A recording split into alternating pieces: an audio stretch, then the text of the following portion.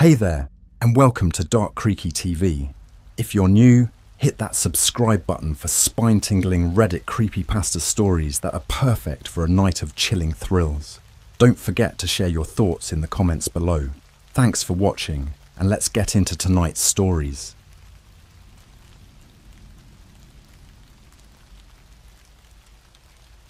The Ouija board spelled out my name, and then something knocked on my door.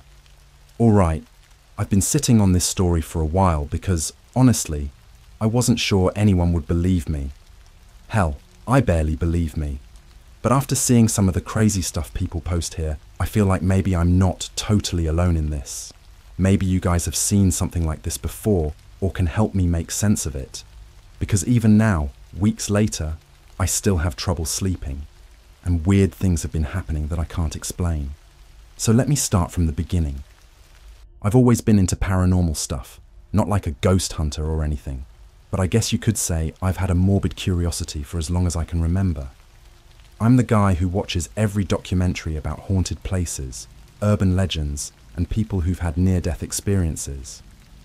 That kind of stuff fascinates me, but I'm also a total skeptic. I don't really believe in it. It's more like a fun distraction, you know, a thrill. I've never had any paranormal encounters myself, until recently. It started one night about a month ago. My buddy Jake had come over to hang out, and we were just messing around on the internet, watching dumb videos and getting into random rabbit holes.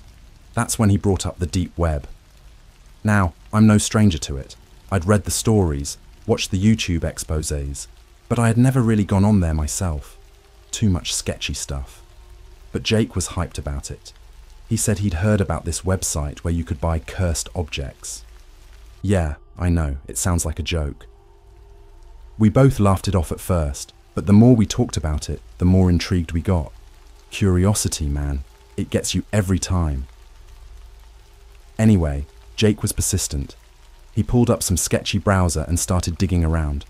I kept telling him, dude, we're going to get hacked or end up on some government watch list. But he wasn't hearing it. After about 20 minutes of clicking through weird, random sites, we finally found something. It was this old, plain-looking page, like straight out of 2002 or something. The whole vibe of the site was off though. Black background, white text, no graphics. Just this creepy title at the top that said, Objects of the Forgotten. We scrolled through the page, and sure enough, there were listings for all kinds of random, supposedly haunted or cursed stuff. Old dolls, rings, mirrors, you name it. Then we saw it, a Ouija board. It wasn't just any board though. According to the description, this board was different. It was supposedly hand-carved by a nameless medium in the early 1900s, and it had been used in several unexplained seances. The kicker, it was advertised as dangerous, and there was a clear warning not to use it alone or without proper protection. Of course, we thought it was hilarious. Dangerous? Yeah, okay. Jake, being the impulsive idiot he is, decided to buy it. Don't ask me why. He was all about the thrill. I, on the other hand, was starting to feel weird about the whole thing, but I wasn't going to be the buzzkill. We both laughed it off, closed the browser, and that was that, or so I thought. A week later, the Ouija board showed up at Jake's place. I got a text from him with a photo of it on his kitchen table captioned, "Look what came in the mail. You coming over tonight?" Honestly, I wasn't planning on it. I had work the next morning and I wasn't about to waste my night on some fake haunted board. But then, again, curiosity got the better of me.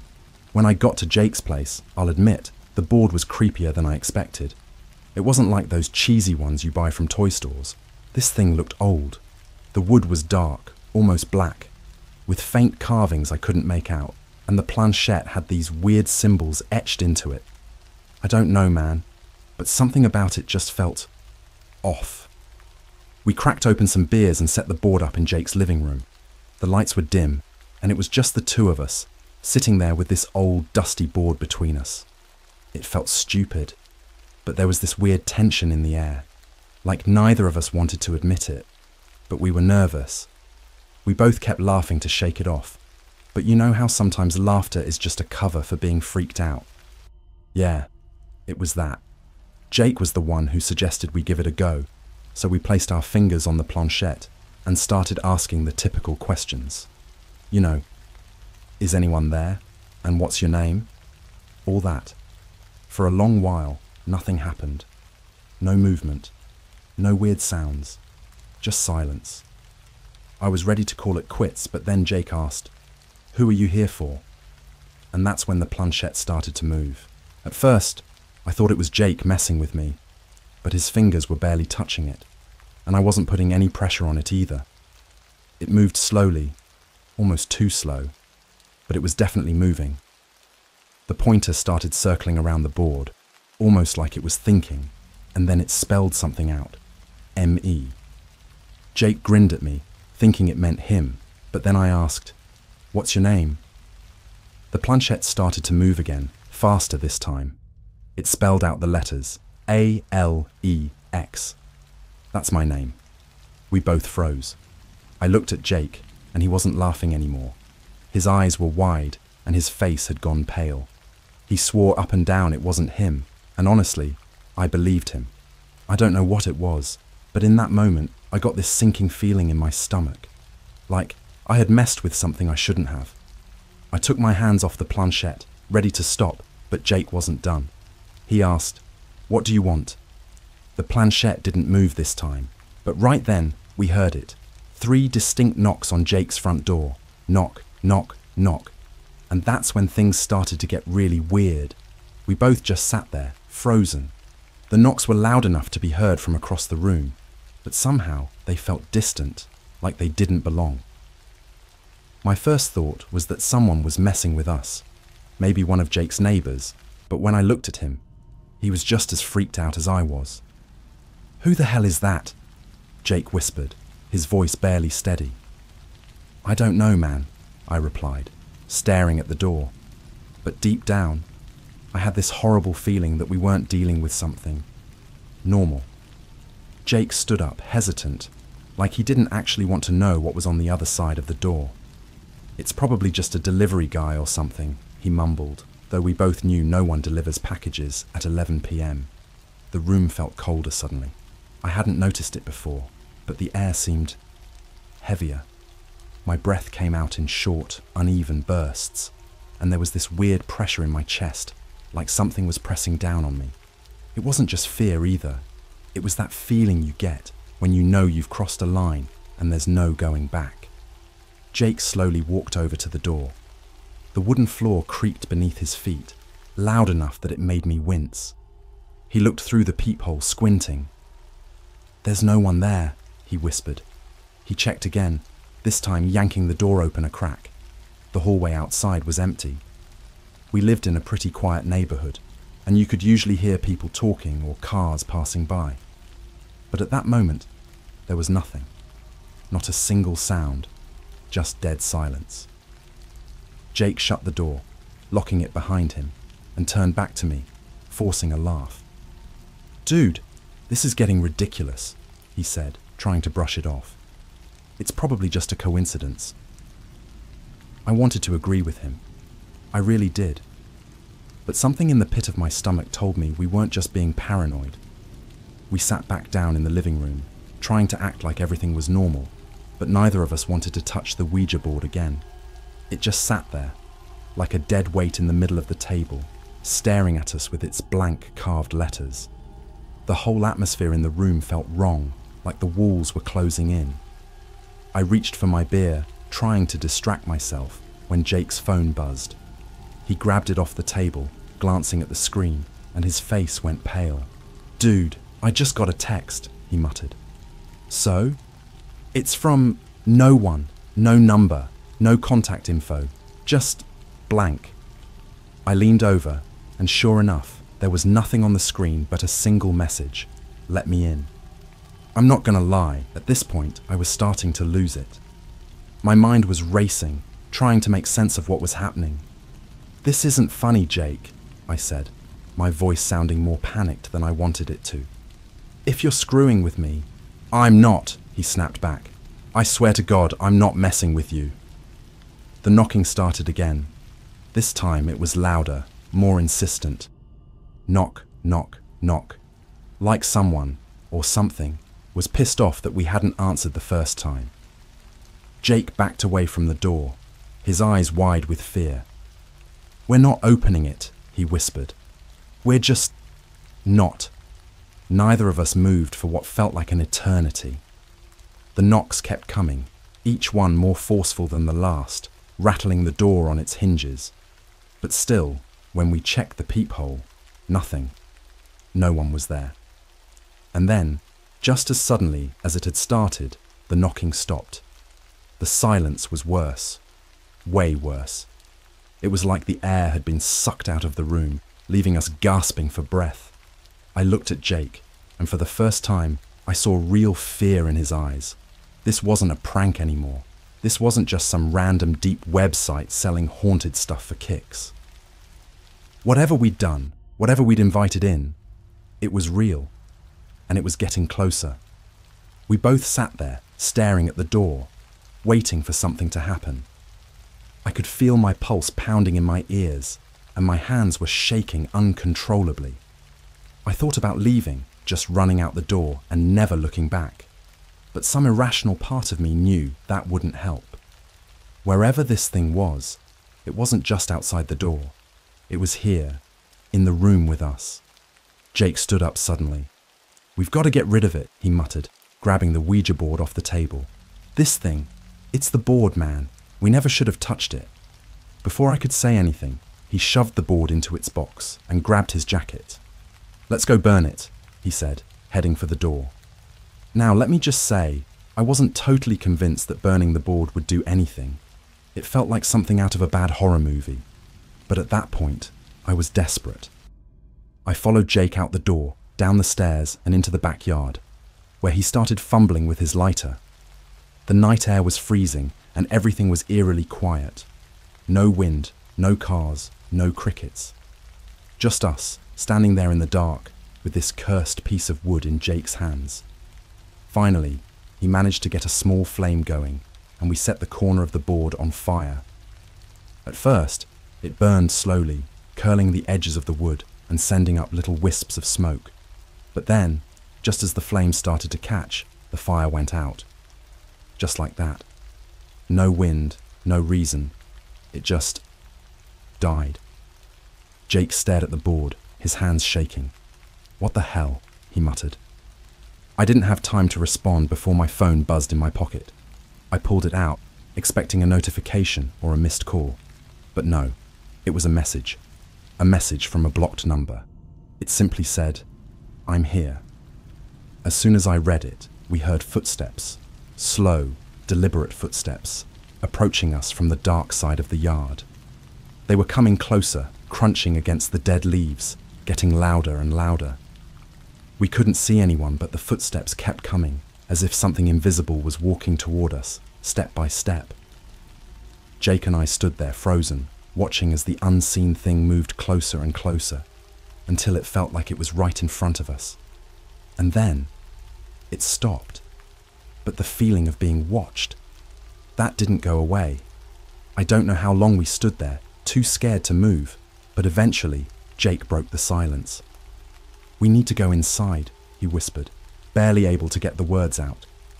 And as we turned to head back into the house, I glanced over my shoulder. For a split second, in the darkness beyond the trees, I swear I saw a shadow, something tall and thin, just standing there, watching us. We practically sprinted back into Jake's house. He slammed the door behind us, locking it with this frantic desperation, like that flimsy lock could somehow keep whatever was out there out. I was breathing hard, my heart pounding so fast, I thought I might pass out. Jake looked even worse, pale, shaking, staring at the door like it might fly off its hinges any second. For a few moments, neither of us said anything. It was like we were waiting, listening, hoping we hadn't just invited something into the house. The silence was deafening. No footsteps this time, no knocking, just nothing. But that didn't make me feel any better. In fact, the quiet was making my skin crawl. It felt like the calm before the storm, you know? like that second where you just know something is about to go down, but you don't know when or how. You're just stuck there, waiting for the other shoe to drop. Jake was pacing now, running his hands through his hair, muttering to himself. This can't be happening. This is insane. It's just a stupid board. But he didn't sound convinced. Neither was I. We knew whatever we'd done, whatever we'd brought in, wasn't going to leave on its own. I glanced over at the Ouija board. It was still in its box, sitting on the kitchen counter like a ticking time bomb. It was scorched on one corner, but other than that, it was completely intact. No marks, no cracks, nothing. The fire hadn't even made a dent. Maybe we should try something else, I suggested. I don't know. Google how to get rid of it. There's got to be something online about this kind of stuff. Jake stopped pacing and looked at me like I'd just suggested throwing holy water on a demon. Google? Dude, we just tried to burn it and it didn't even catch fire. I don't think a Google search is going to help. I didn't have a better idea though, and neither did he. So we sat there, pulling up random forums and articles about getting rid of cursed objects. Most of it was a mix of nonsense and superstitions. Salt circles, holy water, smudging with sage. None of it felt real. None of it felt like it would work. And honestly, I didn't want to stick around long enough to find out. That's when Jake's phone buzzed again.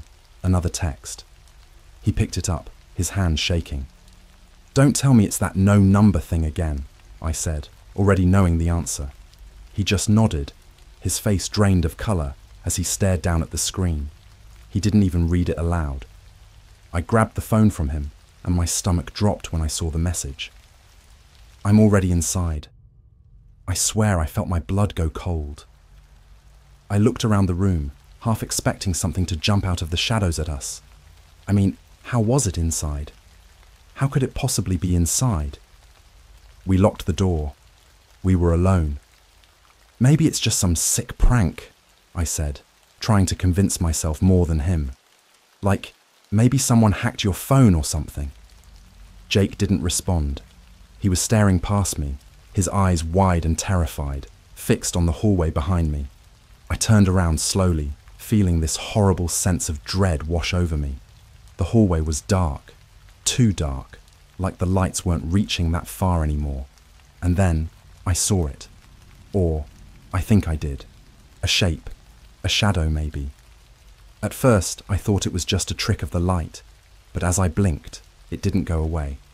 It was tall, impossibly tall, and thin, just standing there at the edge of the hallway, barely visible, but there. I felt like I couldn't breathe, couldn't think. Every instinct was screaming at me to run, but I was rooted to the spot. Whatever was standing in the hallway wasn't moving, but I could feel it watching us. It was like its presence alone was sucking all the warmth, all the air, out of the room. I glanced back at Jake, but he looked as frozen as I was. The worst part? I had this horrible feeling that it knew me, that it wasn't just some random spirit or entity that had latched onto the board. It was personal. I don't know how I knew that, but I did. And that thought was more terrifying than anything. Without thinking, I grabbed Jake's arm and whispered, "We need to leave." Now, he nodded slowly, still pale, still staring at that shadow. We started moving toward the door as quietly as possible, trying not to make any noise. The last thing we wanted was to draw its attention, but as we crept closer to the door, the temperature in the room dropped even more, and I swear I could hear something. This faint, almost imperceptible breathing coming from the hallway. The closer we got to the door, the louder it seemed to get. When we finally reached the door, Jake fumbled with the locks, his hands shaking so badly that he could barely get them open. My heart was pounding in my ears, so loud I couldn't even think straight. I kept glancing back, expecting to see that shadow getting closer, but it hadn't moved. It just stood there, still watching. Finally, Jake got the door open, and we bolted outside. The night air hit us like a slap in the face, cold and sharp, but honestly, it was a relief compared to the suffocating feeling inside the house. We didn't stop running until we were halfway down the street, breathing hard, looking back over our shoulders to make sure nothing had followed us. For a moment, we just stood there in the middle of the road, gasping for breath, trying to process what had just happened. But there was no processing it. There was no logic to any of this. "I'm not going back in there," Jake said finally, his voice shaky. "Me neither," I agreed. "But we can't just leave it. Whatever that was, it's still in your house." Jake gave me this look, like he couldn't believe what I was saying. "You want to go back in there, after what we just saw?" I shook my head. "No, I don't. But we can't leave that board. We have to do something. We have to get rid of it." Jake didn't argue with me this time. He knew I was right. We couldn't just leave the board sitting in his house. Whatever was attached to it was still in there, and I had this horrible feeling that if we didn't get rid of it soon, it was going to get worse. We stood there for a long time, trying to figure out what to do next. Neither of us wanted to go back inside, but we didn't have a choice. We couldn't call the cops and tell them we were being haunted. They'd laugh in our faces, and honestly, I wouldn't blame them. This whole thing felt like a bad dream, like it couldn't actually be happening. But it was.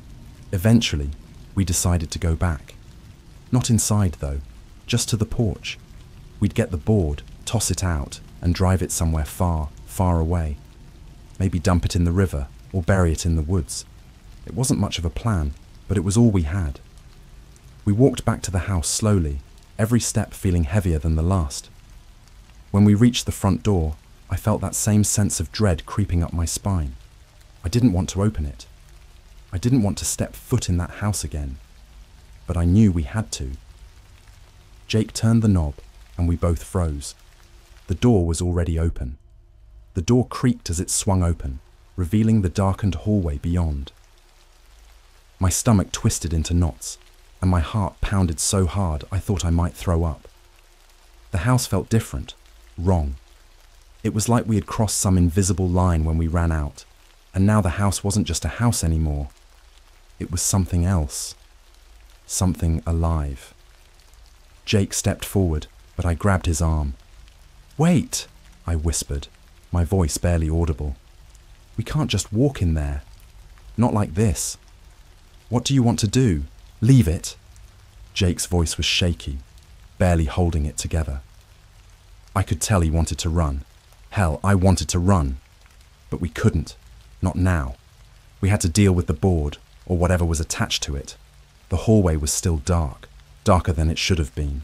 The light from the street barely seemed to touch it, like the shadows were too thick, too deep. I could feel something watching us, waiting. That thing, the shadow, whatever it was. It was still in there, and it knew we were coming back. I swallowed hard, forcing myself to take a step inside. The air felt thick, like walking through fog, and the temperature dropped even more. It was freezing, colder than before, and every breath felt like ice in my lungs.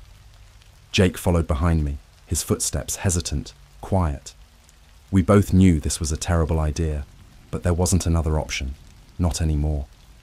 The Ouija board was still in the kitchen, sitting on the counter where we had left it. It hadn't moved, but the room around it felt heavy, like the board was radiating this invisible force, warping the space around it. The dim light from outside barely reached it, casting long, twisted shadows across the room. I didn't want to touch it.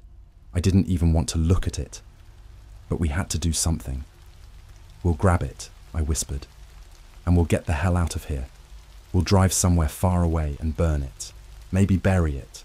I don't care what we do, but we can't leave it here." Jake nodded, but his eyes were locked on the hallway behind us, like he expected that shadow to materialize again. I could feel it too, that same presence, watching, waiting. I took a deep breath and stepped forward, reaching for the board. My fingers brushed the wood, and it was cold, colder than I expected, almost like touching ice. I shuddered and quickly shoved it back into the box, trying to ignore the way the hair on the back of my neck stood up. Just as I was about to close the box, though, I noticed something I hadn't seen before. Scratched into the underside of the planchette, barely visible unless you looked at it just right, were more of those strange symbols. The same ones that had been etched into the corners of the board. But these were different, more intricate, more sinister. "What the hell is that?" Jake muttered, stepping closer to get a look. "I don't know," I said, my voice shaking. "It wasn't there before. At least, I didn't see it." Suddenly the lights in the kitchen flickered, then went out completely, plunging us into darkness. Jake cursed under his breath, fumbling for his phone to turn on the flashlight. But just before the light from his phone flicked on, I heard something. Breathing. Not ours. Something else. Slow, deliberate, and close. Too close. I spun around, my heart hammering in my chest, and that's when I saw it. The shadow. It was standing in the hallway again, just barely visible in the darkness. But this time it was different. Bigger, more defined. It wasn't just a shadow anymore. It was taking shape. A figure, impossibly tall, with long, twisted limbs that seemed to stretch unnaturally. Its face, or what should have been its face, was just a void. A black, empty space where eyes, a mouth, something should have been. I couldn't move, couldn't breathe. It was like the air had been sucked out of the room again, and all I could hear was that slow, deliberate breathing. My whole body felt paralyzed, like I was locked in place, unable to look away from it. Jake grabbed my arm, snapping me out of whatever trance I'd fallen into. "We need to go," he hissed, panic creeping into his voice. But the shadow moved. It didn't walk, didn't run. It just glided, impossibly fast, covering the distance between us in seconds. 1 second it was in the hallway, and the next it was right in front of us, towering over me, its empty black face inches from mine. I stumbled backward, nearly dropping the box with the Ouija board. Jake screamed, scrambling back toward the door, but the shadow didn't chase him. It didn't even look at him. It was focused on me. I don't know how I knew, but I could feel it. Whatever this thing was, it wasn't after Jake. It was after me. Without thinking, I grabbed the box and bolted for the door, shoving past Jake as we stumbled outside into the freezing night air. We didn't stop running until we reached Jake's car. I could still feel it, whatever it was, back there, watching us from the darkness of the house. "We can't stay here," Jake gasped, fumbling with his keys as he unlocked the car. "We've got to go, now." I didn't argue. We jumped into the car and Jake peeled out of the driveway, tires screeching against the asphalt as we sped down the street. I looked back at the house, half expecting to see that shadow standing in the doorway, watching us leave. But there was nothing. Just the dark, empty windows staring back at me. We drove in silence for a long time, neither of us knowing where we were going. Just away. I kept glancing down at the box on my lap, feeling that same cold energy radiating from it, even through the cardboard. The scratches on the planchette kept flashing in my mind, those symbols twisting and turning in my head, like they were alive, trying to worm their way into my thoughts. "We need to destroy it," I muttered, more to myself than to Jake. "This thing, it's not just some stupid board. There's something attached to it. Something evil." Jake glanced at me, his knuckles white as he gripped the steering wheel. "How? We tried burning it. That didn't work." I didn't have an answer. All I knew was that the farther we got from the house, the less that oppressive feeling in my chest seemed to weigh on me. But I could still feel it, like a thread tying me to whatever was back there. And I knew that if we didn't do something soon, it would find us again. Finally, after what felt like hours, Jake pulled over at this deserted stretch of road near the woods. It was pitch black outside, no streetlights, no houses, just endless trees stretching into the night. He killed the engine and turned to me. "So, what now?" I swallowed hard, staring down at the box in my lap. "We bury it," I said, my voice barely above a whisper. "We bury it deep, and we never come back." Jake didn't argue. He grabbed a shovel from the trunk, and we made our way into the woods, the sound of our footsteps crunching against the dead leaves the only thing breaking the silence. we found a spot, deep enough that no one would stumble across it. Jake started digging, and I stood there, clutching the box, feeling the weight of it in my hands. It was like the board didn't want to be buried, like it was fighting me, trying to make me stop. But I didn't stop. When the hole was deep enough, I dropped the box in, watching as Jake shoveled dirt over it, covering it up. The weight in my chest didn't disappear completely, but it lessened. I could breathe again. As we walked back to the car, though, I couldn't shake the feeling that something wasn't right. Like we hadn't buried it deep enough. Like we hadn't finished what we started. And then, just as we reached the edge of the woods, I heard it. A faint whisper, carried on the wind. "Alex." I froze. Jake turned to look at me, his eyes wide. "You heard that, right?" I whispered. Jake nodded, his face pale. We didn't wait around to find out what it was. We ran back to the car, jumped inside, and sped off into the night. But the whisper stayed with me. It knew my name, and it wasn't finished with me yet. We didn't talk much on the drive back to my place. Neither of us knew what to say. What could you say after something like that? We'd buried the board deep in the woods, left it behind in the cold, dark earth. But I couldn't shake the feeling that it wasn't over. I kept replaying that whisper in my head, over and over. "Alex." It was like a worm burrowing into my brain, and no matter how much I tried to push it away, it kept crawling back. Jake dropped me off at my apartment just before dawn. The sky was still a deep, heavy blue, with that eerie stillness that comes right before the sun rises. I thought about telling Jake to stay, to crash at my place for the night, but something told me it wouldn't matter. Whatever was going on, it wasn't tied to a place anymore. It was tied to me. Jake didn't say much before driving off. He looked drained, hollow, like he hadn't slept in days. Honestly, I probably didn't look much better.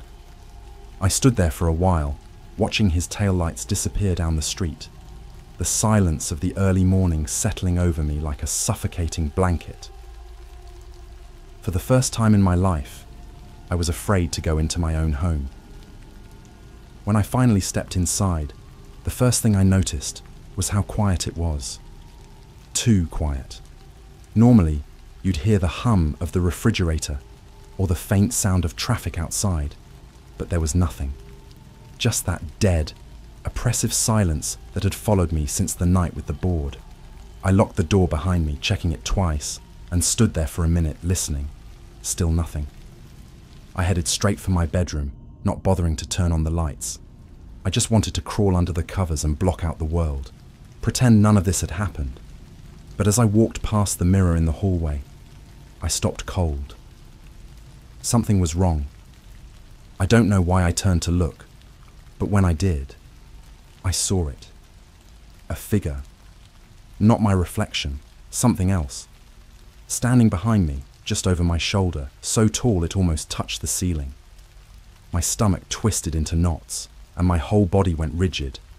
I didn't dare turn around. I just stood there, staring at the mirror, at the thing behind me. The same shape I had seen in Jake's house, the tall, thin shadow with no face, no features. Just emptiness. I blinked once, twice, and it was gone. I spun around, my heart hammering in my chest. But the hallway was empty. There was nothing there, just me, standing alone in the dim light. But I wasn't alone. I felt it. My hands were shaking as I backed into my bedroom, shutting the door behind me like it would make a difference. I flicked on the light, trying to tell myself that I was just seeing things, that I was tired, and my mind was playing tricks on me. But that whisper, that damn whisper, wouldn't leave me alone. Alex. It was quiet, barely audible, but it was there, crawling inside my head like it was being whispered directly into my ear. I sat on the edge of my bed, my head in my hands, trying to figure out what the hell I was supposed to do. Maybe we didn't bury the board deep enough. Maybe we should have burned it again, tried harder. Or maybe it wasn't about the board at all. Maybe this thing, whatever it was had never really been tied to the board in the first place. I thought about calling Jake, asking him if he was okay, but I couldn't bring myself to pick up the phone. I wasn't sure I wanted to hear his answer. Instead, I lay down, pulling the covers up to my chin like a scared kid, hoping that maybe, just maybe, sleep would take me before the fear could. But I didn't sleep. I must have dozed off at some point though, because when I opened my eyes again, it was dark. I blinked, disoriented, my heart skipping a beat as I realized something was wrong. The clock on my nightstand was off, no power, and then I heard it. A knock. 3 slow, deliberate knocks. Knock, knock, knock. Just like at Jake's house. My throat went dry. I told myself it was just a neighbour, maybe someone in the building, but deep down, I knew that wasn't true. I lay there, paralysed, waiting for it to stop. Knock, knock, knock. It was coming from inside the apartment, from my closet. I bolted upright, my heart slamming against my ribs. The knocks came again, louder this time, more forceful, like whatever was inside the closet was getting impatient. Knock, knock, knock. I wanted to move, to run, but I couldn't. My body wouldn't respond. It was like I was stuck in that moment, my mind screaming at me to do something, anything. But all I could do was sit there, listening to the knocks. And then, just as suddenly, they stopped. The silence that followed was worse. It was like the air had been sucked out of the room, leaving me gasping, choking on the fear that had wrapped itself around my throat. I don't know how long I sat there, staring at the closet door, waiting for something to happen. But nothing did. No more knocks, no footsteps, just that awful, suffocating silence. Finally, after what felt like hours, I forced myself to move. My legs were trembling as I got out of bed, slowly approaching the closet. Every instinct told me to leave, to run, but I couldn't. I had to know. I reached out, my hand shaking, and grabbed the doorknob. I hesitated. Don't open it. That thought flashed through my mind, loud and clear, but I ignored it. I twisted the knob, pulling the door open just a crack. Nothing. Just clothes, shoes, and the normal clutter you'd expect. No shadow, no figure, no impossible thing lurking in the darkness. I let out a shaky breath, laughing weakly at how ridiculous I was being. I was losing it.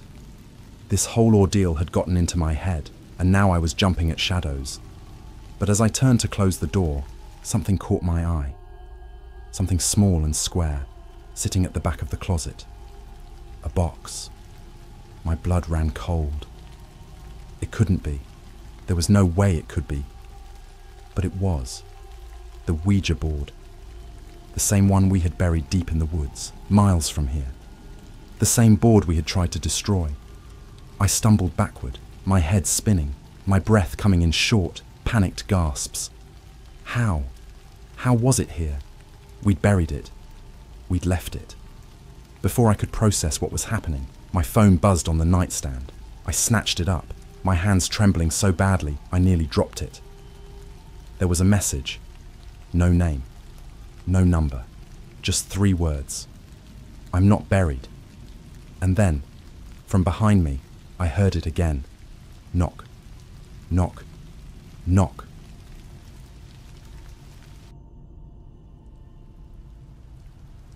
We summoned something through the Ouija board. Now it won't let us end the game. So, this is definitely not something I ever thought I'd be writing about, let alone posting online. But I honestly have no idea where else to go with this. I don't know if anyone will even believe me, but I need to get this off my chest before things get even worse. Maybe someone out there has been through something similar. Maybe someone can help. Alright, let me start from the beginning. It was a pretty normal Friday night. Just me and a couple of friends hanging out at my place, playing video games, eating pizza, the usual. There was Max, my best friend since middle school, and Jenny, who I've had a thing for a while now, though I've never told her. Then there was Kyle, who's that guy that always brings the weird energy to the group, you know. He's got all the conspiracy theories, all the strange YouTube rabbit holes he likes to dive down, always into something bizarre. He was the one who brought up the Ouija board. Now, I don't know if you guys have ever actually used one, but I always thought they were a joke. Like it's just one of those party tricks you pull out when you're bored or trying to scare someone, right? Kyle swore up and down that it was real though. He was all into the paranormal, constantly talking about ghost sightings, weird internet stories, and creepy stuff he read on the deep web. The dude was into it. I was always more skeptical, and honestly, I just thought he was messing with us to make the night more interesting. So, when he pulled out this old, beat-up Ouija board from his backpack, Jenny rolled her eyes and Max started laughing. I wasn't really feeling it either, but Kyle was so hyped about it that we just kind of went along with it. Plus, I was trying not to look like a wimp in front of Jenny. You know how that goes. The board looked ancient, like something he'd found in a dusty attic somewhere. The letters were all faded, and the planchette, the little thing you use to communicate with spirits, was worn down, like it had been used a lot over the years. I don't even know where Kyle got it from. He's always had these weird connections, and I didn't really care to ask at the time. We set it up in the middle of my living room, dimmed the lights, for effect, according to Kyle, and all sat in a circle around the board. It was stupid, honestly. I think Jenny even took a selfie while we were setting up because she thought it was funny. But once we all put our fingers on the planchette, things started to feel different, like the air got heavier or something. At first, I figured it was just my imagination. You know, typical mind games. You start thinking about creepy stuff, and suddenly everything feels off. Kyle was leading the whole thing, of course. He told us to ask a question. So Max, being Max, asked something dumb like, "Is anyone here with us right now?" We all laughed, expecting nothing to happen. And for a minute, nothing did. Just silence. Then, the planchette moved. At first, I thought it was Kyle.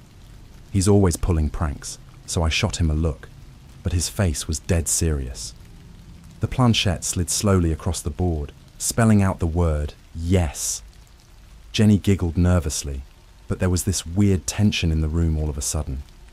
I could tell Max was feeling it too because he went from grinning like an idiot to sitting up straighter, his eyes locked on the board. I wanted to laugh it off, but for some reason, I couldn't. My fingers felt glued to the planchette, like I couldn't move them if I tried. Kyle's voice cracked a little as he asked the next question. Who are we talking to? The planchette moved again, this time faster. It spelled out a name, Zakiel. None of us knew what that meant. I thought maybe it was some kind of foreign word or something. Kyle looked puzzled, but not in the "I'm pranking you guys" kind of way. More like he was just as confused as the rest of us. But then he smiled, like this weird, excited grin, and said, "Whoa, I think we're talking to something real, guys." I wasn't so sure. It didn't feel real. It felt wrong. Max tried to lighten the mood by cracking another joke. "Okay, Zaki, whatever your name is, what's up? You a friendly ghost or what?" The planchette stopped moving. It stayed still for way too long, long enough that I thought maybe the game was over and Kyle was going to admit he was messing with us. But then it slid again. This time it didn't spell out a word. It just went in circles, over and over again. Faster and faster. Jenny pulled her hand away, and I thought about doing the same, but I couldn't. It's like my fingers were stuck. The others kept their hands on it too, their faces pale, and no one said a word. Finally, the planchette stopped. Just like that. Dead in the center of the board. And then Kyle, in this shaky voice, said the worst thing he could have said. Guys, I don't think we're supposed to stop now." None of us understood what he meant at the time. We didn't realize it wasn't going to let us stop. I didn't know it at the time, but that was the moment things really started to spiral. Looking back, I probably should have just flipped the board, maybe even burned it or something. But in the heat of the moment, I was too freaked out to think straight. And when Kyle said we couldn't stop, I wasn't sure if he was being serious or just trying to keep the game going. but the look on his face, man, it was different. It wasn't that usual mischievous, let's mess around vibe he always gave off. He looked nervous. I read about this, Kyle mumbled. His eyes were fixed on the board, like he was too scared to look away. You're supposed to say goodbye, or it's bad news. You can't just leave. Goodbye? Jenny's voice was shaky. Are you kidding? We barely started. Max was the first to pull his hand off the planchette, laughing like it was all just a big joke. Come on, man, this is dumb. I'm grabbing another slice of pizza. The second Max let go, though, the air in the room seemed to shift again. It was subtle, but real. The temperature dropped. Not like a blast of cold air, but a slow, creeping chill that started at the back of my neck and slithered down my spine. My breath felt heavier. Even Jenny stopped mid-sentence, her face going pale. She wrapped her arms around herself like she suddenly got hit with a cold draft, but the windows were closed. Everything was closed. That's when the lights started flickering. Now, this is where things went from weird prank to full-on nightmare mode. The lights in my living room flickered once, then twice. Then they just shut off, like the power had been cut, except the TV was still on, casting this low, eerie blue glow across the room. No sound though, just that dull light bouncing off our faces. Kyle didn't move. He was still staring at the board like it was glued to the floor. Jenny let out this nervous laugh, the kind people make when they're trying to convince themselves everything's fine. But it wasn't. I could feel it in the pit of my stomach, that gut instinct screaming that something was very wrong. Dude, you forgot to pay the electric bill or something, Max joked. But even he sounded off now. He tried to brush it off, but the tension in the room was thick enough to choke on. Suddenly there was a loud bang from the kitchen, like something heavy had fallen. We all jumped, eyes wide, but no one moved to check it out. We just sat there, staring into the darkness beyond the living room, waiting for something else to happen. I don't know why none of us got up. Maybe we were too scared to admit we were scared. Maybe we thought if we ignored it, it'd just stop. Kyle finally spoke again, his voice barely a whisper. It doesn't want us to leave. What doesn't? Jenny snapped, her voice cracking. She was pissed now, probably more out of fear than anything. What are you talking about, Kyle? This is insane. Just end it. Say goodbye or whatever. Kyle shook his head, his fingers still on the planchette. We didn't finish. We need to ask it something else. I couldn't believe what I was hearing. Kyle, this isn't a game anymore, I said, my voice louder than I intended. You're freaking everyone out, man. Just say goodbye, and let's end this. Before he could respond, the planchette started moving again. But this time, none of us were touching it. I swear on everything, our hands were nowhere near it. The thing slid across the board with this slow, deliberate motion, spelling out a single word. N-O. Jenny gasped. Max stopped mid-bite, pizza forgotten. I felt a cold sweat break out across my forehead. We didn't move it. I'm 100% sure of that. And suddenly, this wasn't just some spooky game anymore. It felt real. Too real.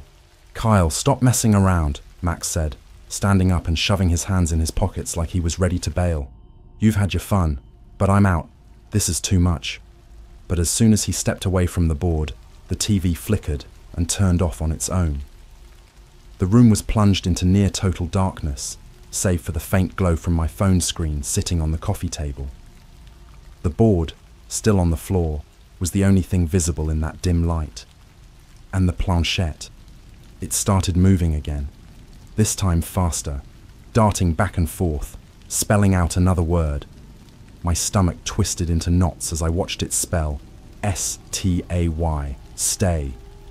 A loud crash echoed from upstairs, like something had been thrown against the wall.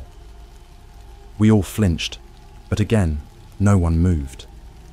My heart was pounding so hard, I thought it had burst out of my chest. That was my room. No one else was upstairs. There was no explanation for it. Kyle finally pulled his hand away, but instead of relief, the air in the room seemed to thicken, pressing down on us like a weight. It was suffocating. I don't know how to explain it, but it felt like we weren't alone anymore, like something was there, watching us, waiting. "Guys," Kyle whispered, his voice shaking now. "I don't think we're talking to a ghost." I stared at him, trying to process what he'd just said. What do you mean?" He swallowed hard. "Zakiel, it's not a ghost, it's something else." I didn't even have time to ask what he meant because, at that exact moment, the temperature in the room dropped even further. My breath came out in visible puffs, like we were standing outside in the dead of winter. The silence was deafening. Then, we heard it. A whisper.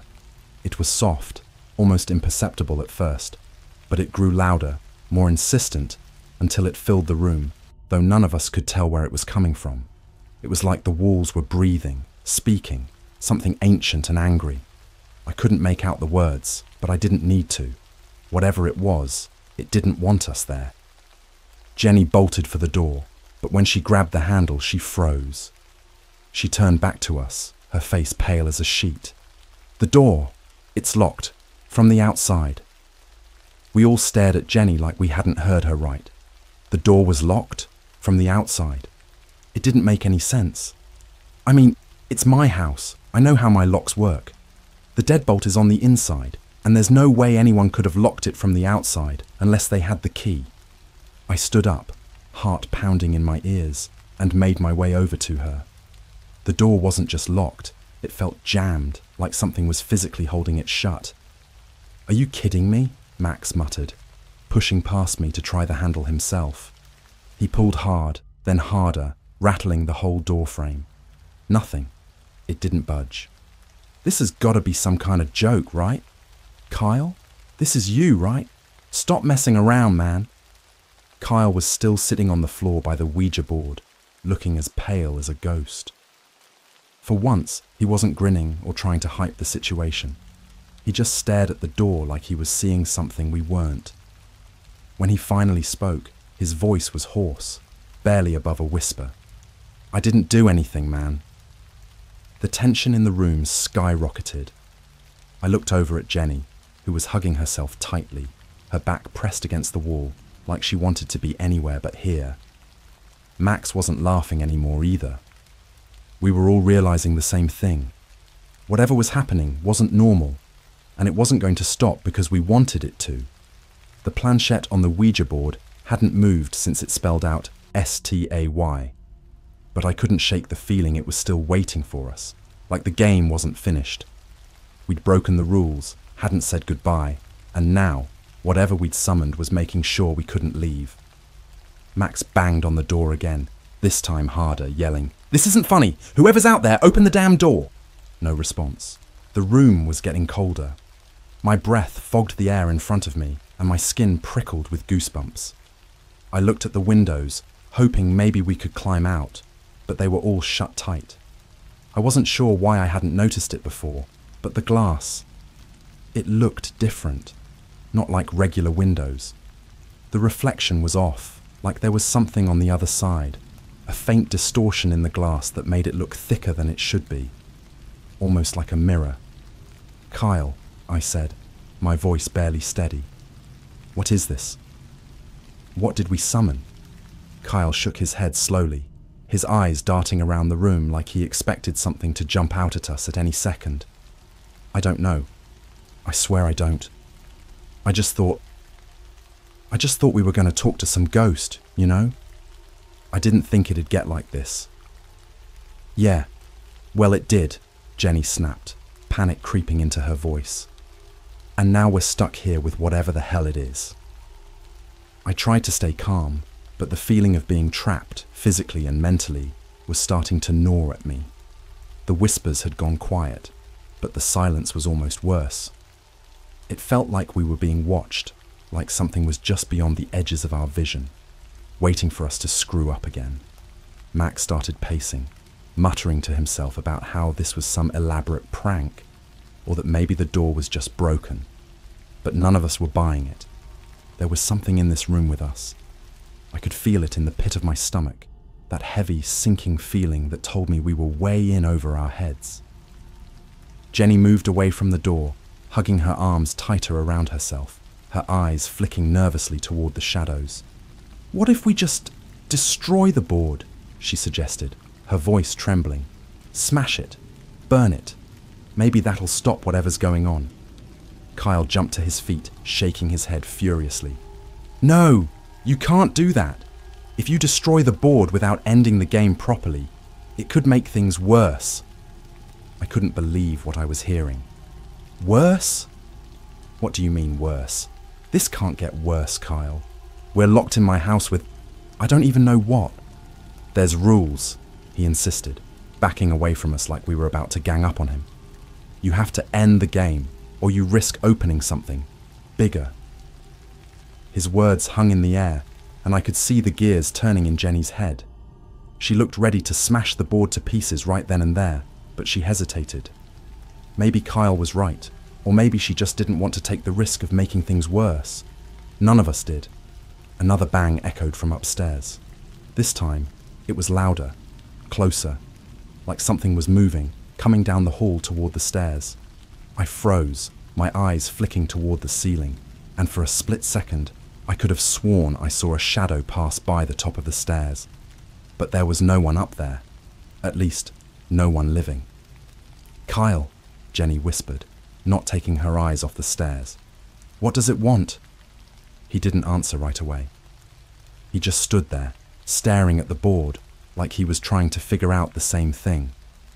Then, in a voice that was barely audible, he said, I think it wants us to play." Before anyone could say anything else, the planchette moved again. This time, it wasn't slow. It darted across the board with a kind of urgency that sent a cold jolt of terror through me. It spelled out two words that made my heart drop. YOURTURN. My hands were shaking.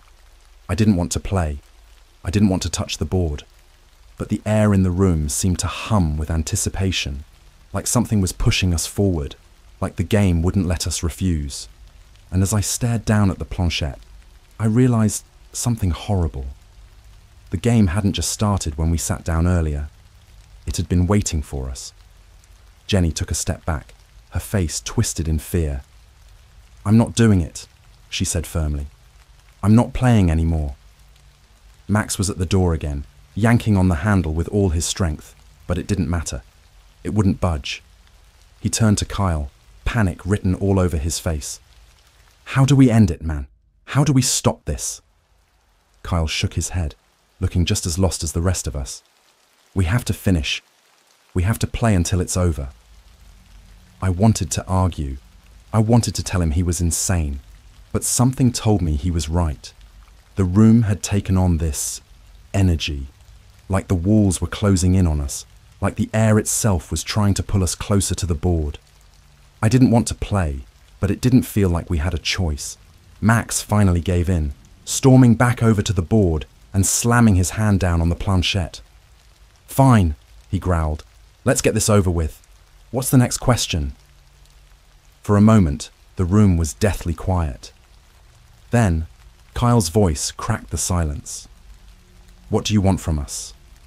The planchette moved again, faster this time, like it was eager to answer. It spelled out one word that sent a chill straight to my core. LIVES. For a few seconds after the planchette spelled out LIVES, none of us moved. The air felt like it was pressing down on us, thick and suffocating. I could hear the sound of my own heartbeat pounding in my ears, my hands trembling as I pulled them away from the board. "Lives," Jenny whispered, her voice barely audible. "What the hell does that mean?" Max was pacing now, running his hands through his hair, his face pale and frantic. No, this isn't happening. This is just a game, right? A stupid game. It can't take our lives. That's not how this works." But deep down, I think we all knew. This wasn't just some game anymore. It hadn't been for a while. Something was here with us, and it had its own rules. Rules that we didn't understand. Kyle was still sitting in front of the board, staring at the letters like he was trying to make sense of it all. His face had this haunted look, like he was realizing how far over his head he'd gotten us. He didn't say anything for a long time, just kept staring at the board as if the answer would magically appear. "What do we do?" Jenny asked, her voice cracking. "Kyle, how do we end this?" Kyle finally tore his eyes away from the board and looked up at us, his face a mix of fear and guilt. We have to finish. It's the only way. We need to keep playing until the game is over."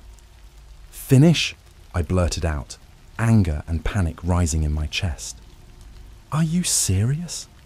This thing just said it wants our lives, Kyle. How do we finish without giving it exactly what it wants?"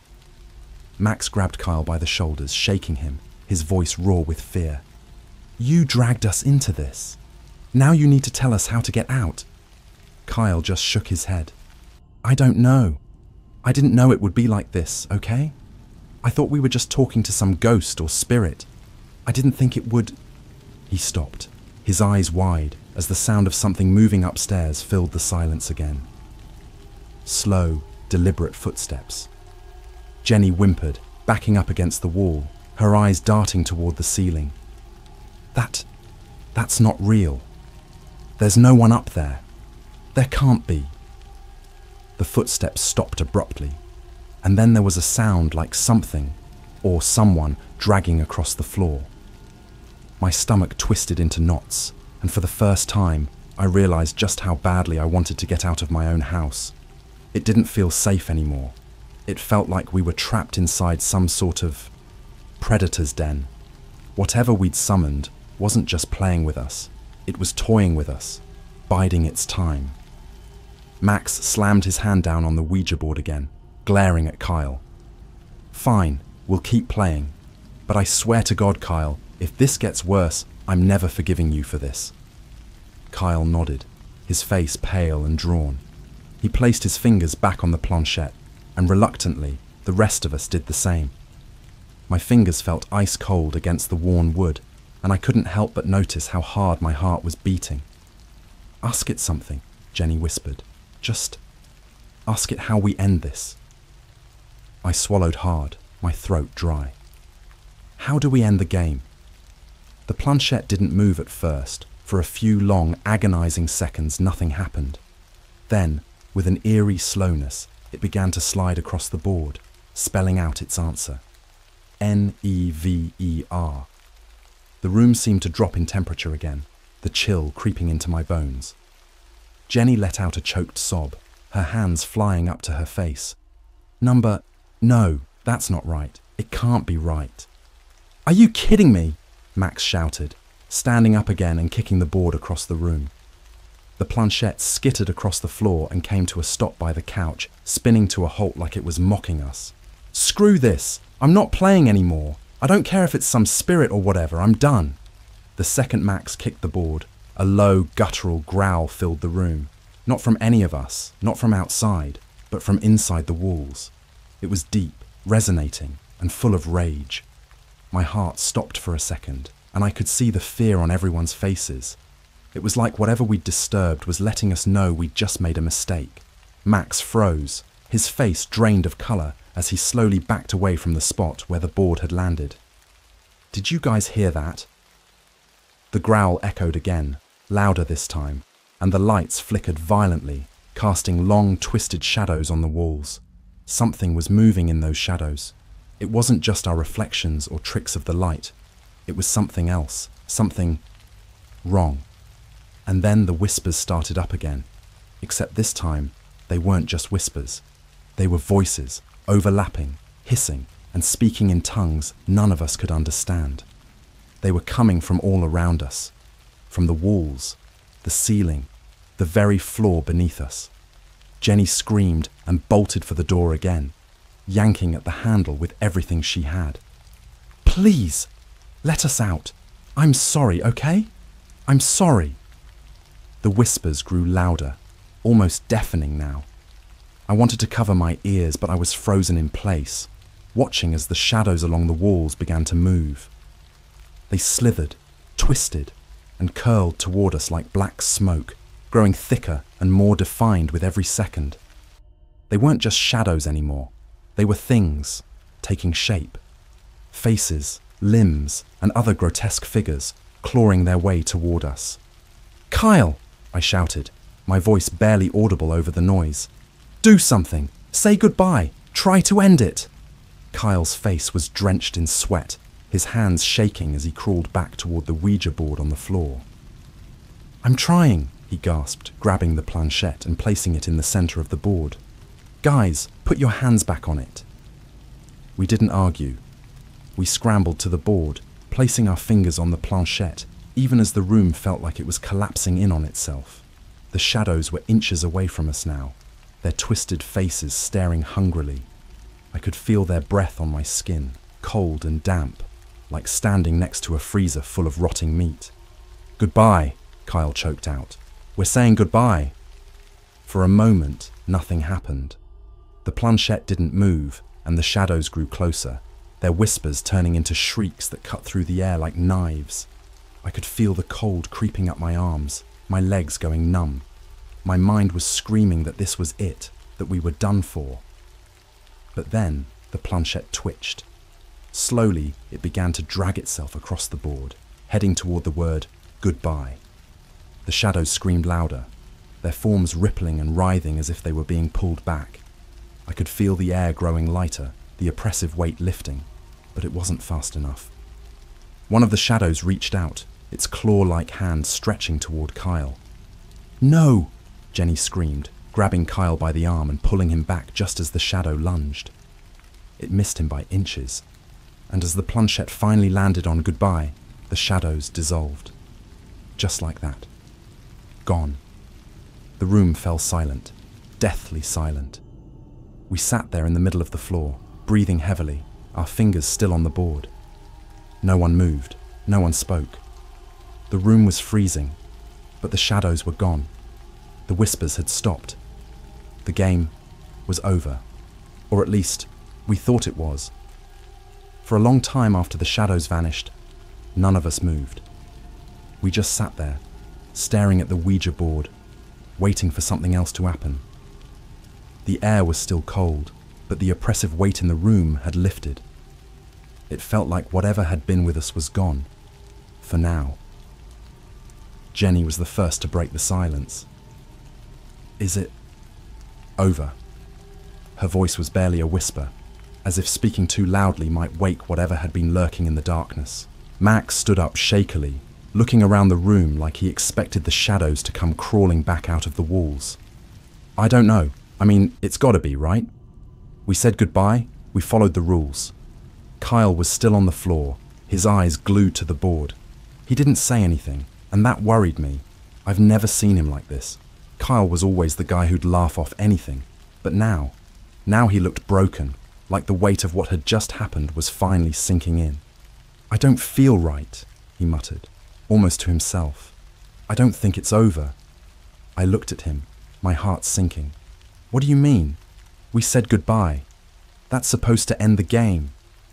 Kyle shook his head, his voice hollow. "No, not this time. That thing. It didn't want to say goodbye. It didn't play by the rules." "Then what was the point?" Max snapped, his voice rising. "What was the point of doing that if it didn't work?" Jenny started crying softly, backing away from the board like it might spring to life and attack her. "We're stuck, aren't we? It's not over. We're still playing." I wanted to argue, to say something that would make it all make sense, but I couldn't, because I knew, deep down, that Kyle was right. The room might have gone quiet, the shadows might have disappeared, but the game wasn't over. It hadn't let us go. Not really. I pulled my phone out of my pocket, desperate for any kind of distraction, but the screen was dead. No power, no signal, just a blank, lifeless display. "Guys, my phone's not working," I said, my voice shaking. Max checked his phone too and cursed under his breath. "Same here. What the hell is going on?" That's when I noticed something. The room, my living room, looked different. Not drastically, just small details at first. The corners of the walls seemed sharper, the shadows cast by the furniture slightly off, like the light was bending in a way that didn't quite make sense. The colours were duller, washed out, like someone had drained all the vibrancy from the room. "Kyle," I said slowly, "where are we?" He didn't answer. He just kept staring at the Ouija board. Jenny looked around, her eyes wide with panic. "What do you mean? We're in your house." "No," I whispered, standing up and taking a step toward the window. "We're not." I reached out and touched the glass. It felt cold, unnaturally so. I pressed my face to the window, trying to see outside, but the view was wrong. There was nothing out there. No street, no trees, no sky. Just an endless, inky blackness that seemed to stretch on forever. "We're not in my house," I repeated, stepping back from the window. "We're somewhere else." Max ran to the front door and yanked on the handle again, but it didn't budge. "Let us out!" he shouted, banging on the door. "Come on, what do you want from us?" A chill ran down my spine as the answer echoed in my mind. LIVES. It wanted our lives. We'd thought the game was over, but it had only just begun. Kyle finally stood up, his face pale and drained of all the bravado he'd had earlier. We didn't end the game, we just gave it permission to start. "What are you talking about?" Jenny demanded, her voice trembling. Kyle pointed at the board, his hand shaking. "It tricked us. When we asked how to end the game, it said never. That wasn't a warning, it was a promise. We're not players anymore. We're the pieces." Max was pacing again, his hands in his hair, trying to think of something, anything, to get us out of this. "So what do we do? There's got to be a way to stop it, right? There's always a way to stop it." I didn't know what to say. My mind was racing, trying to come up with some kind of plan, but nothing made sense anymore. The room felt like it was shifting, like the walls were subtly closing in, the angles becoming more distorted, and the shadows stretching in ways that defied logic. Jenny grabbed Kyle by the arm, her voice desperate. "Kyle, you started this. You have to know something. Please." Kyle looked at her, tears in his eyes.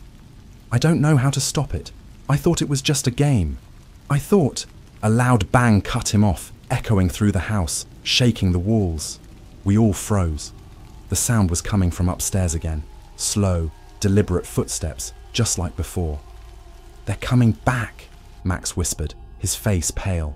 "The shadows. They're coming back." I looked around, trying to think of anything we hadn't tried yet. The game wasn't over, and whatever we had summoned was still with us, still hungry.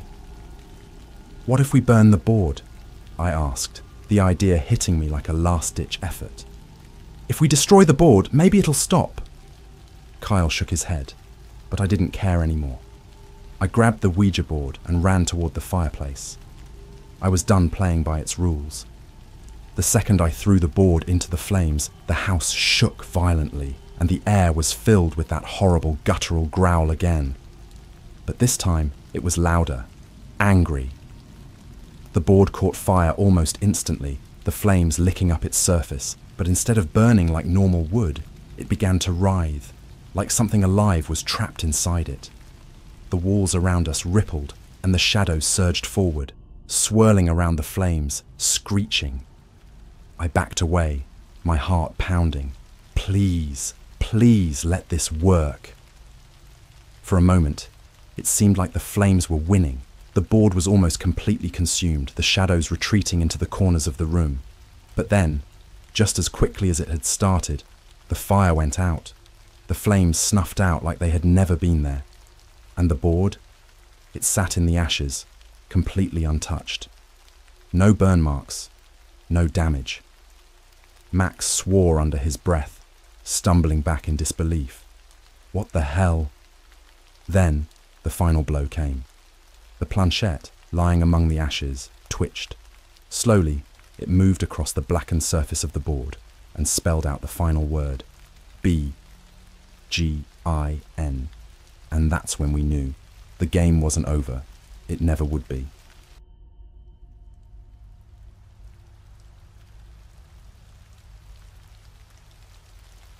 The Ouija board told us to dig. What we found. Beneath the floorboards wasn't human. Alright, so let me just preface this by saying I'm not one to mess with the paranormal. I've always been the guy who enjoys watching scary movies, but keeps a pretty healthy distance from anything that might actually invite some bad energy into my life. You know, because why tempt fate, right? But that all changed about a month ago. My buddy Mike, who's been my best friend since middle school, invited a few of us over to his new place. He'd just moved into this old, run-down house on the outskirts of town. I'm talking creaky floorboards, peeling wallpaper, the whole haunted house vibe. It was the kind of place you'd see in some low-budget horror movie and think, yeah, that's definitely cursed. There were 4 of us.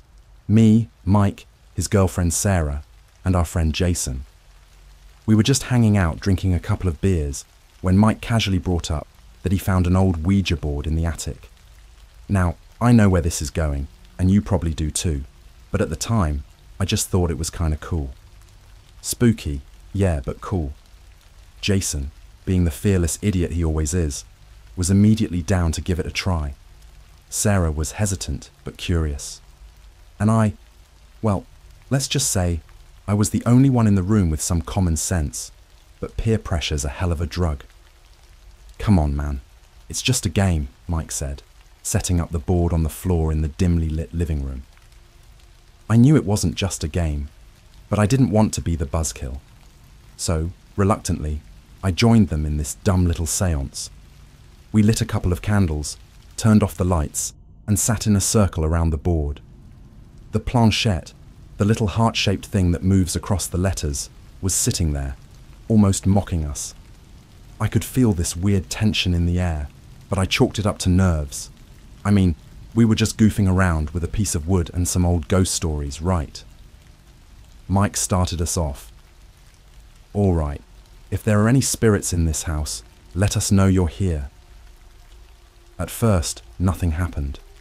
The planchette stayed perfectly still, like it should have. I relaxed a bit, leaning back on my hands. We were all just waiting for something. Anything. It was kind of embarrassing, honestly. Then, it moved. Not fast or anything dramatic, just a slow, deliberate slide to yes.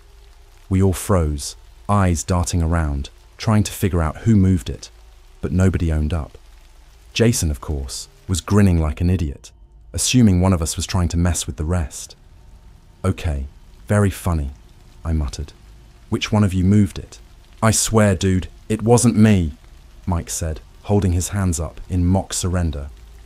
Sarah looked genuinely freaked out, and Jason just laughed. All right, if you're so convinced no one's messing with it, ask another question, Jason said, clearly getting way too into it. Mike hesitated for a second before asking, "What's your name?" The planchette started moving again, slowly at first, then picking up speed as it spelled out C-O-L-E. Cole. That's kinda lame, Jason scoffed, but I could see that even he wasn't totally buying his own bravado. Do you want something from us? Sarah asked, her voice barely above a whisper. The planchette slid to yes. At that point, I was done. I don't care if one of them was playing a prank or if something more was going on. I wasn't about to stick around and find out. I was about to stand up when the planchette moved again, fast this time, like something was pushing it. It spelled out D-I-G. Now that got all of our attention. We stared at the board, confused, and maybe a little freaked out. Dig. What does that even mean? Sarah asked, pulling her knees to her chest. I don't know, Mike said, his voice unsteady. Maybe it's just random. Maybe we should... Before he could finish, the planchette shot to one more word. B-E-L-O-W. We sat there in stunned silence, staring at the word on the board. Below. Below what? I think that's enough for tonight, I finally said. breaking the silence and trying to sound more casual than I felt. This is starting to get a little too weird. We all agreed, and Mike packed up the board. Stashing it away in some drawer like that would somehow stop whatever we'd just started. But as the night went on, I couldn't stop thinking about it. Dig below. It echoed in my head, like a warning, or maybe a challenge. And then, as if the universe wasn't already playing enough tricks on us, Mike mentioned that his basement was dirt-floored. "We're not seriously going to dig down there, are we?" Sarah asked, her face pale. Jason, of course, was all for it. "What if there's something buried down there? I mean, it's a creepy old house. Who knows what's under the floorboards?" I wish we'd just left it alone. I wish we hadn't listened to the board. But curiosity, man, it gets you every time. The next day we grabbed some shovels and headed down into the basement. We were about to uncover something that should have stayed buried, and I swear, to this day, I wish we hadn't disturbed it. The basement in Mike's house was like something out of a bad dream. It wasn't finished, no walls, no tile, just old wooden beams supporting the floor above and a thick layer of packed dirt beneath our feet. The smell down there was damp, stale, and something else, almost like rot, but not quite. It didn't help that the only light came from a single bare bulb hanging from a frayed cord in the middle of the room, casting long, creepy shadows across the walls. Mike led the way, holding a shovel like it was a torch. He looked back at us with this half smile, clearly trying to act like it was no big deal, but I could tell he wasn't as confident as he pretended to be. I mean, how could you be, right? It's not every day a Ouija board tells you to dig up your basement. Jason was the only one who seemed excited. He was already imagining some grand discovery, like we were about to unearth treasure or something insane. Sarah clung to Mike, clearly regretting her decision to come along, while I followed behind, heart pounding in my chest, but trying to keep it together. The air felt thick, like the basement itself didn't want us down there. Mike picked a random spot near the far wall, where the dirt looked slightly disturbed, like it had been shifted around at some point, but not recently. He stabbed the shovel into the ground, hesitating for just a second before starting to dig. The sound of metal scraping through dirt echoed in the small space, and for a moment that was all there was. The rhythmic noise of Mike digging and the steady drip of condensation from the pipes overhead. Minutes passed, then 10, then 15. Jason grabbed another shovel and started helping out, the two of them making quick work of a decent-sized hole. Nothing. I'll be honest, I started feeling relieved. Maybe there was nothing down there. Maybe this whole thing had just been some dumb prank by the Ouija board, or worse, our own nerves. I almost suggested we call it quits when Mike's shovel hit something solid. Thud. He froze. We all did. He scraped the dirt away a little more, revealing something dark, something that definitely wasn't more dirt. Jason knelt down, brushing the rest of it aside with his hands. At first, we thought it was wood, maybe some old crate or a buried beam from when the house was built. But then Jason reached down and grabbed it, and the sound it made was all wrong. It wasn't wood, it was soft, almost leathery. And that's when we saw the first piece of it. It looked like fabric, old, dirty, and falling apart in Jason's hands. It was buried deep, but not so deep that we couldn't make out its shape as they dug more. A bundle, wrapped tightly in that strange cloth. Like something, or someone, had been tucked away down there a long time ago. Mike and Jason were all in at this point, scraping away the last of the dirt with their hands, revealing the entire thing. The bundle was about 3 feet long, and its shape was unsettling. It wasn't a crate. It wasn't some old suitcase or box. It was more cylindrical, rounded in places it shouldn't have been. We just stood there, staring down at it, for what felt like forever. The air in the basement felt colder all of a sudden, like something had shifted, like we weren't alone anymore. "You think it's human?" Sarah whispered, her voice trembling. No one answered her because we were all thinking the same thing. Jason, being Jason, didn't hesitate. Only one way to find out, he said, grabbing at the edge of the fabric. Help me unwrap this. Before I could stop them, Mike joined in. They started pulling the cloth away, layer by layer. The deeper they got, the more it smelled. It wasn't just damp earth anymore. It was sour, like something had been festering down there, rotting for years without ever being disturbed. When they finally peeled back the last layer, we all recoiled. It wasn't human, but it wasn't exactly not human either. Lying in the dirt was this thing. The skin, or what I think was skin, was dark, almost greyish black, shriveled like it had been sucked dry. It was small, much smaller than a person, but the shape of it, that was the worst part. Its limbs were twisted, too long and thin, and its face, or what was left of it, was distorted beyond anything I could recognise. The eyes were hollow, just empty, dark pits, and the mouth was stretched wide in this horrible, unnatural grin. We all stumbled back, gasping for air that suddenly felt too thick to breathe. My heart was pounding, blood roaring in my ears, and I could see the panic setting in on everyone else's faces. Sarah was crying now, clutching Mike's arm, while Jason, the idiot, was still staring at the thing like he couldn't believe what we'd uncovered. What is that? Mike whispered, his voice barely audible. I don't know, man, Jason muttered, still transfixed. But this is insane. We got to get someone down here to look at it. This is like ancient or... No, Sarah snapped, her voice breaking. We need to cover it back up. This isn't right. It shouldn't be here. I wanted to agree with her.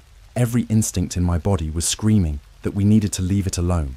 Whatever we had just dug up wasn't supposed to see the light of day again. But Mike, always the logical one, was torn. He looked down at the twisted figure, then back at us, torn between his curiosity and the very real fear that we'd just opened a door that couldn't be closed. Maybe we call the police, Mike suggested, running a hand through his hair. Are you out of your mind? Jason snapped, finally looking up. We call the cops. They're gonna think we did this. You want to explain to them how you found this thing after a Ouija board told you to dig it up? We all stood there, silent, the weight of what Jason said hanging in the air. He was right. No one would believe us. Hell, I wasn't even sure I believed what I was seeing. But there was one thing we all knew for certain. That thing under the floorboards. It wasn't human. And whatever it wasn't alone. Because just as we were standing there, frozen in shock, we heard it. A whisper. From somewhere in the darkness of the basement, something was moving. I've never heard silence scream before, but that's the only way I can describe what happened in that basement after we heard the first whisper. It was like the air itself was holding its breath, and in that moment, none of us dared to move or even make a sound. But the noise, the whisper, didn't stop. It wasn't words, not exactly. More like a hushed, guttural murmur that echoed through the dark corners of the basement. It was so faint at first that I thought maybe I was just imagining it, like my brain was playing tricks on me. But then I saw Sarah's eyes widen, and she clung to Mike like she'd just heard her own death sentence. What the hell is that? Mike whispered, his voice barely audible over the sound of our own breathing. No one answered him because we didn't know.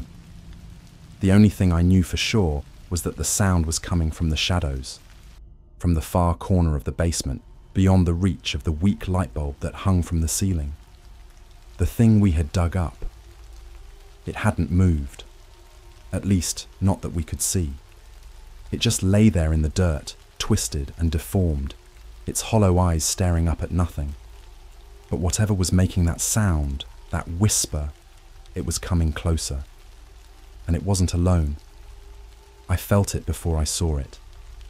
The hair on the back of my neck stood up, and this cold, electric shiver ran down my spine. There was a presence in the room with us. Something was watching us. I turned, slowly, eyes straining to see anything in the thick shadows, but all I could make out were vague shapes, dark outlines against darker walls. Then, Out of the corner of my eye, I saw movement. Just a flicker, a blur, like something darting across the far wall. I thought I was losing my mind. No, I wanted to believe I was losing my mind because the alternative was so much worse. Jason was still staring down at the thing in the dirt, as if he couldn't tear his eyes away from it. "We need to leave," I muttered, louder this time. "Right now."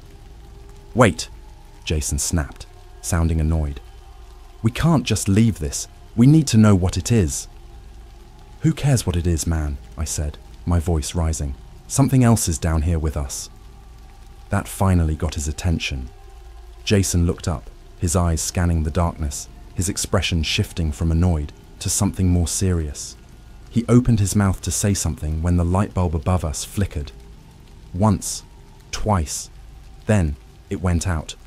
We were plunged into pitch black darkness. I'm not proud of what happened next. I completely lost it. I mean, total panic. I could hear my own heart pounding in my ears, my breathing sharp and fast, like I was seconds away from passing out. I could hear Sarah sobbing, and Mike frantically fumbled in his pocket, probably trying to pull out his phone for a light. But that sound, the whispering, was still there, and it was getting louder. "Turn on the light! Turn it back on!" Sarah screamed, her voice breaking. "I'm trying!" Mike shouted back, his voice shaking as much as mine.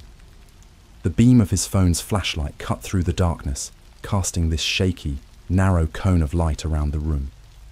It wasn't much, but it was enough to make out the basement around us, the rough dirt floor, the exposed beams, the gaping hole where we'd been digging, and something else. Something standing just at the edge of the light. I could barely make it out at first. It was just a shape, a figure, tall and impossibly thin. Its limbs were too long, too angular, bent at awkward, unnatural angles, like it had been put together wrong. I could only see part of it, just the edge of its body, one arm stretching out toward us, the fingers ending in sharp points that looked almost bone-like. "Do you see that?" I whispered, pointing toward the figure. My mouth was dry and my voice cracked. Jason was the first to look, his phone flashlight joining Mike's, sweeping over the dark corner. What the hell?" he muttered, backing up. The light hit the thing full on, and for a second it was just there. Its face, or what should have been its face, was blank, a smooth expanse of pale grey skin with no eyes, no mouth, no features, just empty. But then, as quickly as the light hit it, it was gone. It didn't fade away. It didn't move. It just wasn't there anymore. "Where did it go?" Sarah cried, backing into the wall, her hands over her face.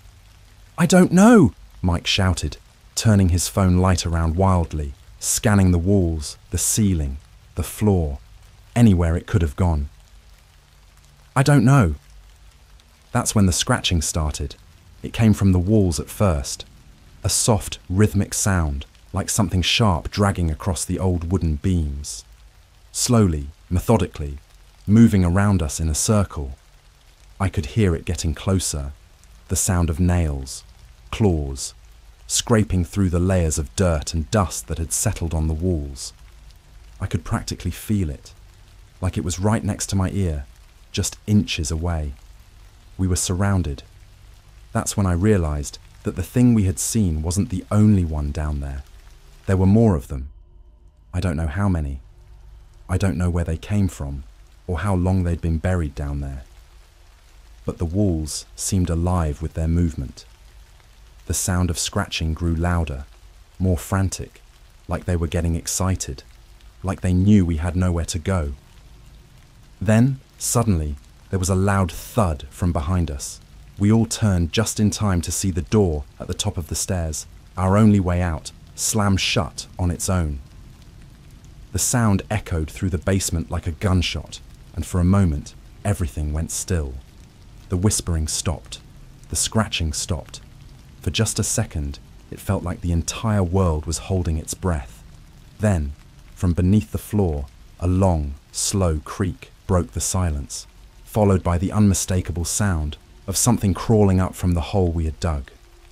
The thing we'd uncovered was moving, and it wasn't alone. I think it's one thing to be scared of what you can't see.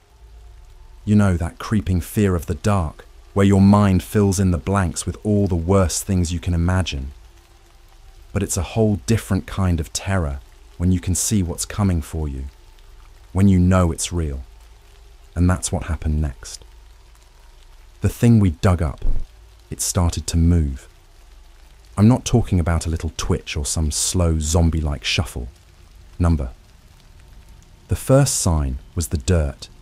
It started shifting under its body, like something was writhing beneath it, as if the earth itself was trying to swallow it back up. But then its arm, one of those long, twisted limbs, began to rise, its hand dragging through the dirt with this sickening, scraping noise. And then, with this horrifying, jerking motion, it pulled itself up, its head lolling to the side as if it was too heavy for its neck. Sarah let out this strangled sob, backing away until she hit the wall, while Mike and Jason stood frozen in place. I couldn't breathe. I couldn't move. It was like we were watching something that shouldn't exist, something that defied every law of nature. The thing's body, whatever it had once been, was too long, its joints bending in ways that made my stomach turn. And its skin, or what was left of it, was sloughing off in places, revealing grey, shriveled flesh underneath.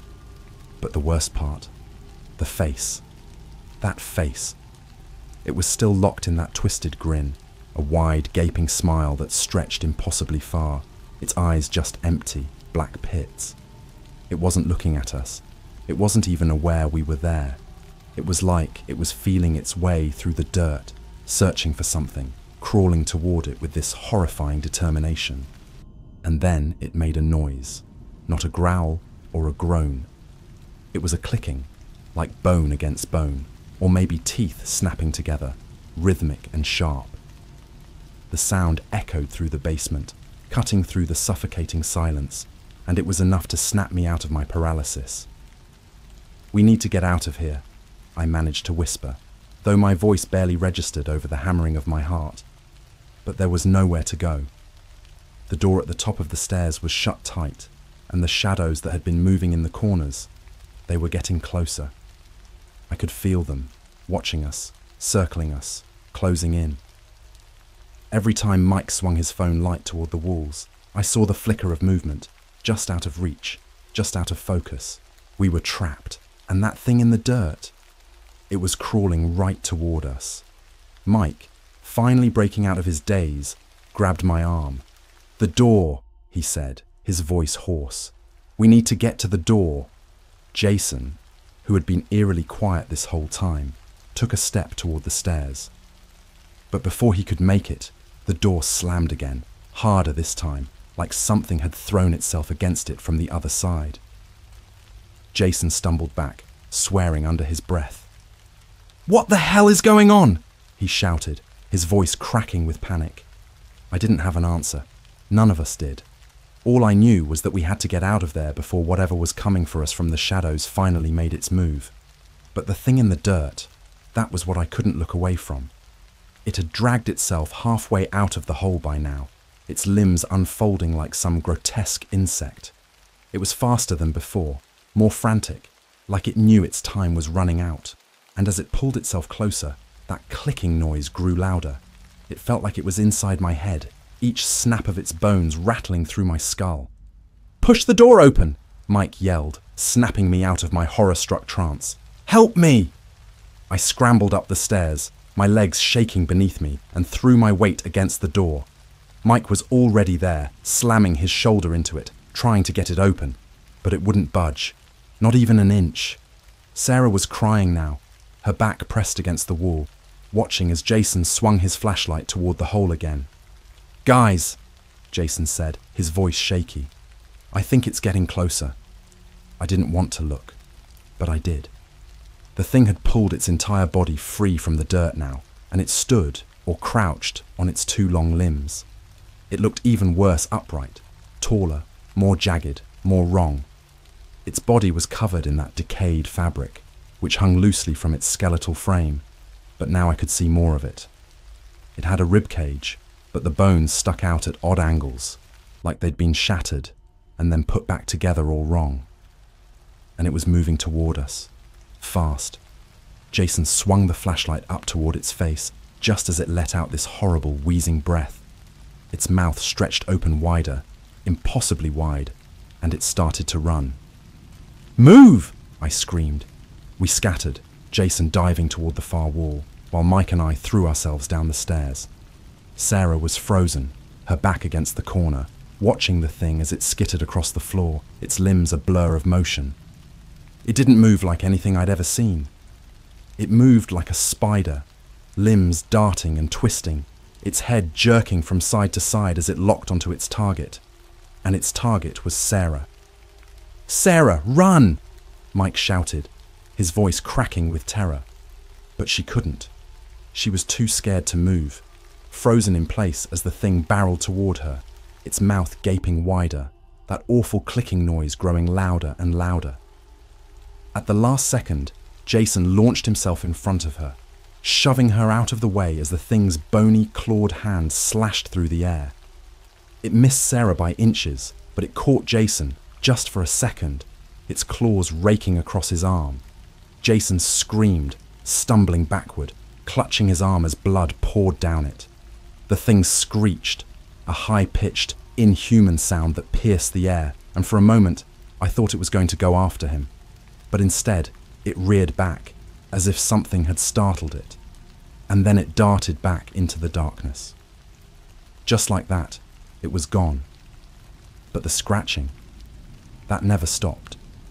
It was all around us now, surrounding us. There were more of them.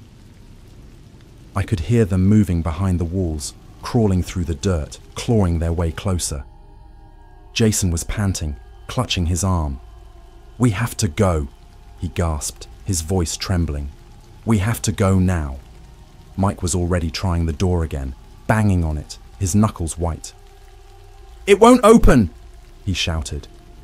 "Something's holding it shut." And then, as if to answer him, there was a low, rumbling sound from beneath the floor. The dirt beneath our feet started to shift again. This time, it wasn't just the thing we'd uncovered. It was the ground itself. It felt like something was moving beneath the entire basement. Something massive. Something far bigger than the thing that had crawled out of the hole. And that's when I realized it. We hadn't just uncovered one thing. We had disturbed all of them. There was something else down there. Something alive. And it was waking up. The ground beneath us trembled, the floor shifting in a slow, deliberate rhythm, like something was pushing its way to the surface. The scratching noises grew louder, more insistent, like claws scraping against stone. It wasn't just the thing we'd unearthed, it was everything beneath the house. The basement felt alive, like the earth itself was waking up, and we were standing on its back. Jason was bleeding badly now, his breath coming in sharp gasps. Mike was still slamming his body against the door at the top of the stairs, cursing under his breath, but the door wouldn't move. It was like something was pressing back from the other side, something strong. "We can't stay here," Sarah cried, her voice breaking as she stood frozen in the corner, eyes darting to every dark shadow that seemed to move. Mike finally stopped pounding on the door and turned, his face pale and sweaty. "There has to be another way out," he muttered, looking around desperately. "There isn't," Jason snapped. "This is the only way in or out. We're trapped." I felt the walls closing in around us. The basement was getting colder, so cold that I could see my breath hanging in the air. My skin prickled with goosebumps, and the smell. That sour, rotting stench was stronger now, seeping up from the dirt, wrapping around us like it wanted to suffocate us. And then I heard it. A voice. A low, guttural whisper, rising from beneath the floorboards. Not like the other whispers we'd heard before. This one was different. It wasn't faint. It wasn't distant. It was here. "I hear it too," Sarah whispered, her eyes wide and unblinking. "It's coming from below." We all went silent, listening. The voice rose, slow and deliberate, like it was calling to us. It wasn't speaking any language I could understand, but the tone, it was almost inviting, tempting, like it wanted us to come closer. The dirt floor beneath us shifted again, and something sharp poked through. Fingers, long, bony fingers, pale and shriveled, pushing up through the earth like weeds breaking through the soil. More of them followed, dozens of them, hands clawed and twisted, reaching toward us from below. Mike took a step back, his face twisted in horror. "What the hell is this?" he gasped, his voice cracking. But before anyone could answer, the floor exploded. The dirt shot up in a cloud, and something massive surged upward, splitting the ground like a wound. I was thrown backward, hitting the wall hard, the air knocked out of my lungs. Jason and Mike stumbled, Sarah screamed, and for a moment, all I could see was dust and darkness. Then it rose. It wasn't just a thing, it was many things, all connected, all writhing together in a grotesque mass of limbs and bone. The hands we'd seen breaking through the dirt, they were part of it, hundreds of them, fused together in this grotesque, crawling monstrosity. It was like the entire basement floor had come alive, pulling itself into one horrible form, all the while whispering that low, guttural chant. It didn't have a face, not like the other thing we'd seen. It was just this massive, undulating heap of flesh and bone, mouths forming and disappearing in the folds of its body, sharp teeth snapping open and closed as it dragged itself toward us. The whispering was louder now, coming from every mouth, from the walls, from the floor, from the darkness itself. "We have to go," Mike shouted, grabbing my arm and pulling me to my feet. But where? There was no way out. The thing was moving toward us, slow but deliberate, like it knew we were trapped. Jason was backing away, his flashlight flickering in and out, illuminating the grotesque figure for brief, horrifying moments. What is that?" he gasped, his voice barely a whisper.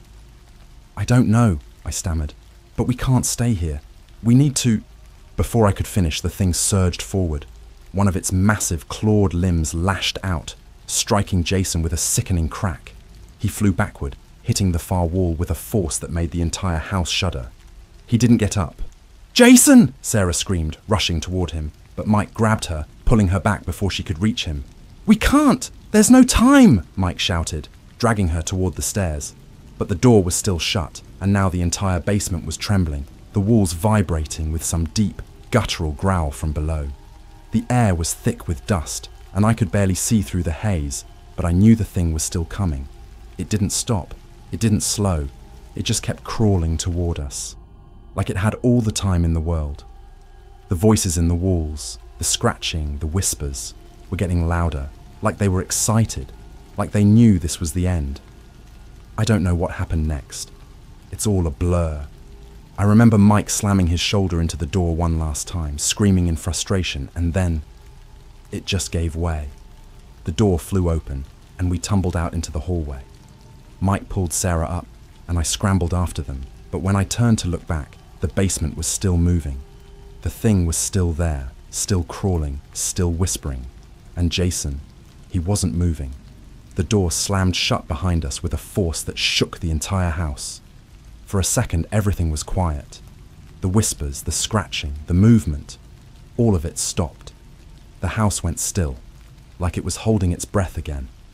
Mike, Sarah, and I stood there in the dark hallway, panting, hearts pounding, covered in dust and sweat. We didn't say a word. There was nothing to say. And then, from behind the door, we heard it. The whispering. It was still there. They were still there. Mike looked at me, his eyes wide and terrified. "We need to leave. Now." We ran. We didn't stop to grab anything. We didn't look back. We just ran. Out of the house, through the front yard, into the street. The cold night air hit my face like a slap, and for the first time, I realized I was still shaking. None of us said a word as we drove away, the house growing smaller in the rearview mirror. But I couldn't shake the feeling that it wasn't over, that whatever we disturbed down there, it wasn't going to stay buried. It never should have been disturbed. It never should have been found. And as we drove into the night, I couldn't stop thinking about the last thing we'd heard, before the door slammed shut. The whispering wasn't calling us anymore. It was laughing.